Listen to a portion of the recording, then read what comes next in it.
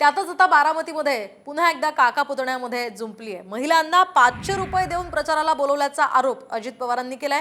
प्रचारासाठी आणलेल्या या महिलांना चहा किंवा पाणीही दिलं नाही। बारामतीची ही पद्धत नसल्याची टीका अजित पवारांनी केली होती। आपण अजून बारामतीमध्ये प्रचार केला नाही असं उत्तर यावर शरद पवारांनी अजित पवारांना दिलंय। आपल्या बारामतीमध्ये ही गोष्ट आपण केली नाही। एवढ्या निवडणुका लढवल्या। काल मला सांगितलं त्या महिलांना 500 रुपये रोजाने तिथं आणून बसवलं 11ला।